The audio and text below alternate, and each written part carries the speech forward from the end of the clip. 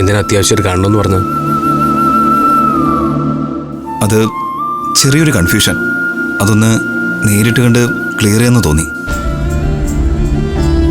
അഭിയേട്ടന് ബുദ്ധിമുട്ടായോ? കാര്യം പറ.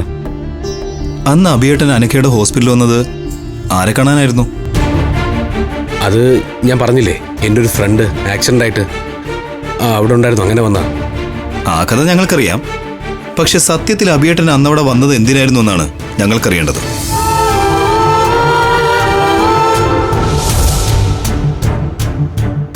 എന്തിനാ അഭിയേട്ടൻ ഞങ്ങളോട് ഇങ്ങനെ നുണ പറയുന്നത്? അത് നുണയാണെന്ന് നിങ്ങളോട് ആര് പറഞ്ഞു? ആ ഫ്രണ്ടിന്റെ പേര് അമൃത എന്നാണോ? അമൃതയെ കാണാൻ ഞാൻ എന്തിനാ ഹോസ്പിറ്റലിൽ വരുന്നത്? ഈ അഭിനയം ഒന്ന് നിർത്ത അഭിയേട്ട. അഭിയേട്ടൻ പറഞ്ഞതുപോലെ ആക്സിഡന്റ് ആയ ഒരു പേഷ്യന്റിനെയും അന്നത്തെ ദിവസം ഹോസ്പിറ്റലിൽ അഡ്മിറ്റ് ചെയ്തിട്ടില്ലെന്ന് എനിക്കറിയാം. നടന്നത് എന്താണെന്ന് ഞങ്ങൾക്ക് വ്യക്തമായി മനസ്സിലായി. അഭിയേട്ടനെ അന്ന് അവിടെ കൊണ്ടെത്തിച്ചത് അമൃതേച്ചിയോടുള്ള സ്നേഹവും പൊസസീവ്നെസ്സും ആണ്. എന്റെ മുഖത്ത് നോക്കി അതല്ലാന്ന് പറയാൻ അഭിയേട്ടന് പറ്റുമോ?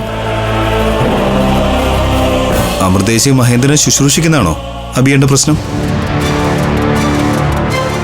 എന്തിനാ ഇങ്ങനെ ആവശ്യമില്ലാത്ത കാര്യങ്ങൾ ആലോചിച്ചു കൂട്ടി സ്വയം വിഷമിക്കുകയും മറ്റുള്ളവരെ വിഷമിപ്പിക്കുകയും ചെയ്യുന്നത്? പിന്നെന്തിനാ ചേച്ചിയോട് ചേട്ടനെ അകൽച്ച കാണിക്കുന്നത്? അഭിയേട്ടൻ ഫോൺ എടുക്കുന്നില്ല എന്നും പറഞ്ഞ് ചേച്ചി എത്രമാത്രം ടെൻഷൻ അടിക്കുന്നുണ്ടെന്ന് അഭിയേട്ടൻ അറിയോ? ചേച്ചിയുടെ സങ്കടം മുഴുവൻ കാണുന്നത് ഞങ്ങളാണ്. പ്രണയത്തിൽ പൊസസീവ്നെസ് ആവാം, പക്ഷേ അത് തെറ്റിദ്ധരിച്ചിട്ടാവരുത്. എന്താണ് നടന്നതെന്ന് അഭിയേട്ടൻ അറിയണം. ഇനി എന്തറിയാൻ? അമൃത ആ മഹേന്ദ്രനെ കെയർ ചെയ്യാൻ വേണ്ടി 2 ദിവസം ഹോസ്പിറ്റലിൽ ചെന്ന് നിന്നില്ലേ? അയ്യോ, അതൊന്നും ഇഷ്ടത്തോടെയും താല്പര്യത്തോടെയും പോയതല്ല. കലയമ്മ നിർബന്ധിച്ചിട്ട് പോയതാ. പിന്നെ ആ മഹേന്ദ്രന്റെ അപ്രോച്ച് ശരിയല്ലെന്ന് തോന്നിയതോടെ ചേച്ചി തന്നെ ആ പരിപാടി നിർത്തി തിരിച്ചു വന്നു. അമൃതയോടെ അവൻ മോശമായിട്ട് പെരുമാറിയോ? ഏയ്, അത്രയ്ക്കൊന്നുമില്ല.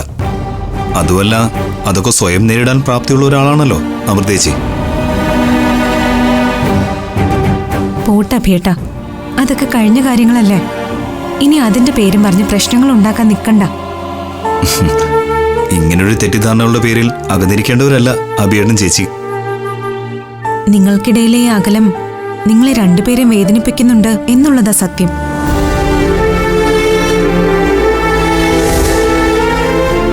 ഏട്ടനൊന്ന് അമൃതേച്ചി നേരിൽ കാണണം, സംസാരിക്കണം. രണ്ടുപേരുടെ മനസ്സിൽ എന്തെങ്കിലും കരടുകൾ വീണുപോയിട്ടുണ്ടെങ്കിൽ അതങ്ങ് പറഞ്ഞു തീർക്കണം. നിങ്ങൾ രണ്ടുപേരും സന്തോഷത്തോടെ ഇരിക്കുന്നത് കാണാനല്ലേ ഞങ്ങൾക്ക് എല്ലാവർക്കും ആഗ്രഹം.